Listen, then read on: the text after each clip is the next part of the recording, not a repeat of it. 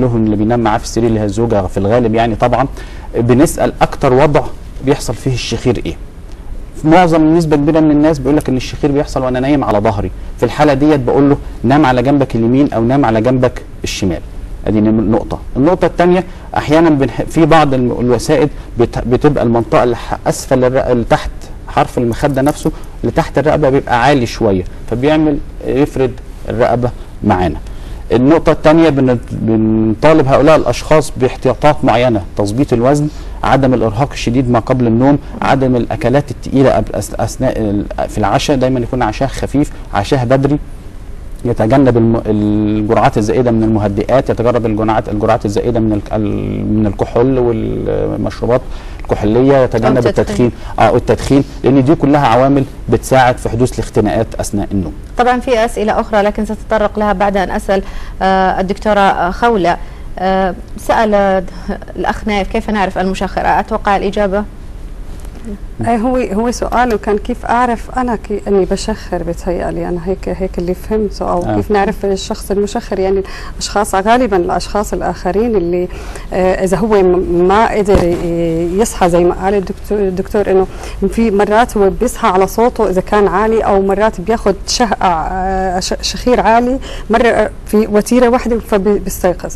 فاذا هو ما شعر بنفسه، ممكن الشخص الاخر اللي سامع الصوت. وكثير مرات انه كثير زوجات بيحكوا لازواجهم انه انت فعلا انه في الامس كنت انا سمعت شخير ما، او العكس. يمكن سؤاله كان يقصد اذا كان مثلا غير متزوج او مثلا كان اعزب ولا ينام بجواره احد ويشعر انه بانه يشخر عندما مثلا يعني من دلالات، لذا هو يسأل هذا السؤال.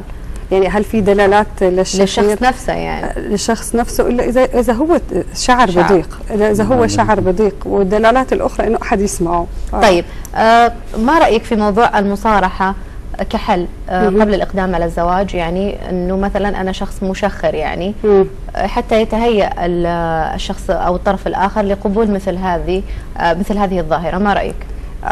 شوفي اذا كانت فعلا حاله مزمنه ومزعجه وهو عارف هذا الشيء، فهي زيها زي اي مشكله عند الشخص، فلازم يصارح فيها. بتهيألي انه هاي بتحل مشاكل كثير لقدام، ما فيها شيء، الا اذا كان شيء بسيط وعم بتعالج وانتهت المشكله، ما في داعي لمثل هيك موضوع. لكن انه كونه انه عنده مشكله وقد انه ياثر عليه فيما بعد، وبالذات في بدايه الزواج بيكون الاثنين يتاقلموا مع بعض، في حساسيه بالموضوع، انه يتقبلوا بعض في مواضيع اخرى لازم يتعودوا عليها، فما بالك يكون في عائق بيناتهم اللي يعمل حاجز. فلتجنب هذا الحاجز الصراحه في هذا الموضوع يعني انا من مؤيدينه. افضل طبعا. في الغالب هترد عليه تقول له مش مشكله، ما بابا بيشخر. لكن هي لا تنام جنب والدها، يعني هنا تخف المشكله. يعني ذكرتني بموضوع وهو علاقه الشخير بشهر العسل. يقال ان في فتره شهر العسل يزداد الشخير. طبعا لم نحدد هنا هل هو الزوج او الزوجه، لكن بشكل عام يقولون ان هناك علاقه بين شهر العسل وازدياد موضوع الشخير. ده في الغالب هيبقى الشخير اللي هو البسيط او الحميد اللي ما فيش مشاكل منه، لان ما قبل شهر العسل الفتره الاخيره من اللي هي فتره الخطوبه يبقى مصحوبه بارهاق شديد وتوضيبات الفرح وتوضيبات الشقه والحاجات دي، فبتبقى فيها ارهاق شديد جدا مع شد عصبي شديد. لو سالنا اي اتنين متجوزين جداد اخر شهر انتوا نمتوا كام ساعه، يقول لك ما كناش بننام اكتر من ساعتين 3 في اليوم من شد الاعصاب والتنشن اللي احنا كنا بنعاني منه.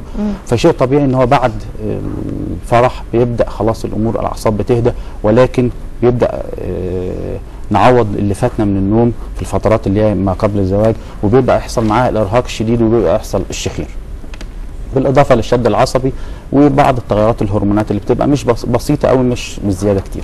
طيب ناخذ سؤال فهد او مداخله فهد من الرياض. فهد تفضل. السلام عليكم. تفضل اخوي فهد. مساء الخير. هلا فيك. لو تكرمتي بس بسال الدكتور احمد سؤال. ارفع صوتك اذا ممكن فهد. اقول سؤالين بسال الدكتور احمد. تفضل.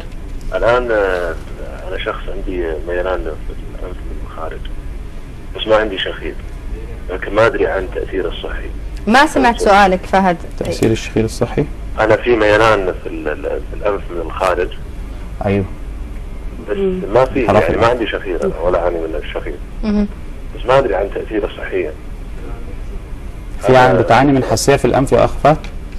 نعم دكتور؟ بتعاني من حساسية في الأنف أو ضعف في حاسة الشم؟ يعني مرت علي وقت مو حساسية شديدة، يعني وقت تغيرات الجو بس. الغبار وحبوب اللقاح والأتربة. ايه لكن أنا ما أتناول لا حبوب ولا شيء. طيب. هذا شيء. بس في سؤال ثاني إذا تكرمتي. أنا عندي في الحلق البلعوم في بروز. والإيش؟ البلعوم في بروز شوي. أيوه. بروز في البلعوم؟ هذا في أثر، في تأثير ولا في شيء ولا طبيعي؟ لا ممكن ترد عليها. هل هو طبيعي بروز في البلعوم كشكل يعني خارجي يا فهد؟ اي نعم. مين اللي قال لك البروز ده؟ دكتور انف واذن شافه وقال لك في بروز او عيب؟ لا انا هو مشخص نفسه وشايف بروز عنده هيك كشكل ظاهري. ما ادري وش في الرقبه من بره يعني؟ ايوه. فوق تفاحه ادم؟ نعم. فوق تفاحه ادم؟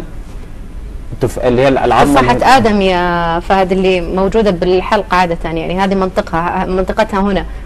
اي هذه يقصدها يا دكتور احمد. ما هو ده شيء طبيعي موجود عند الناس كلها تفاحه ادم. انت عندك شيء زياده يعني عليها؟ لا هو شايف انها كبيره يعني. زياده بس يعني هل هذا له تاثير؟ انا ما احس باي لا ولا شيء، ولكن يعني الناس من كلام الناس يعني.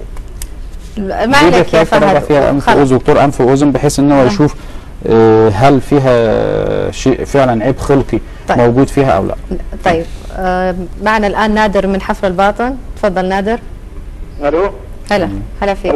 وعليكم السلام ورحمه الله وبركاته. هل هو الشخير له اسباب للمشاكل النفسيه او لا؟ نادر اذا ممكن توضح سؤالك وترفع صوتك.